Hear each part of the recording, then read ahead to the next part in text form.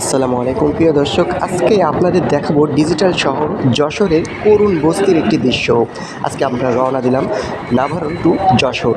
যশোর যে বাংলাদেশের একটা ডিজিটাল জেলা, সেটা বলার কোনো রাখে না, কারণ এটা হলো বাংলাদেশের একটি ডিজিটাল অন্যতম একটি জেলা।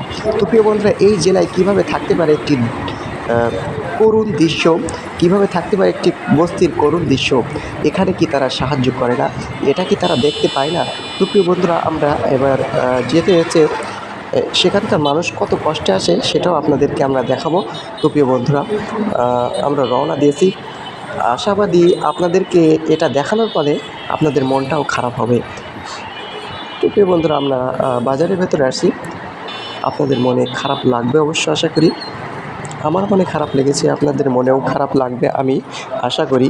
তো প্রিয় বন্ধুরা, আমরা এবার উঠলাম ট্রেনেও দেখতে পাচ্ছেন কত ফ্যান টাঙানো আছে, তবুও এই গরমে হাঁসফাঁস অবস্থা, ট্রেনের ভেতর কত হট্টগোল। তো প্রিয় বন্ধুরা, আমরা এই যে ট্রেনে উঠেছি, এখানে প্রচুর ভিড় আপনারা দেখতে পাচ্ছেন।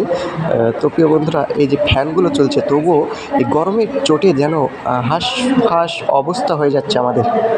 অসহ্যকর একটি গরম, 41 ডিগ্রি পর্যন্ত উঠে যাচ্ছে তাপমাত্রা।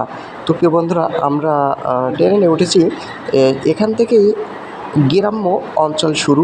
তবে সেই অঞ্চল দেখানোর আগে, সেই করুণ দৃশ্যটা দেখানোর আগে আমরা উপভোগ করব প্রাকৃতিক সৌন্দর্য। প্রাকৃতিক সৌন্দর্যগুলো আপনারা দেখতে পাচ্ছেন, অনেক সুন্দর। আজকে এই গাছপালার জন্য আমাদের পরিবেশটা সুন্দর আছে। আজকে এই গাছপালা কেটে ফেলার জন্য আমাদের বাংলাদেশে প্রচুর পরিমাণে তাপদাহ বয়ে যাচ্ছে।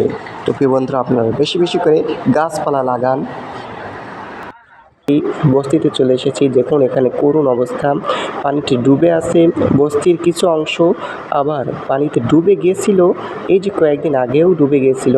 দেখুন করুণ অবস্থাটা দেখুন। আজকে এই বস্তির জন্য আমি এখানে এসেছি আপনাদেরকে ভিডিও করে দেখানোর জন্য। দেখুন, ওই দেখুন পেছনে পানি, ওই পানিতে ডুবে গেছিলো এসব অংশ।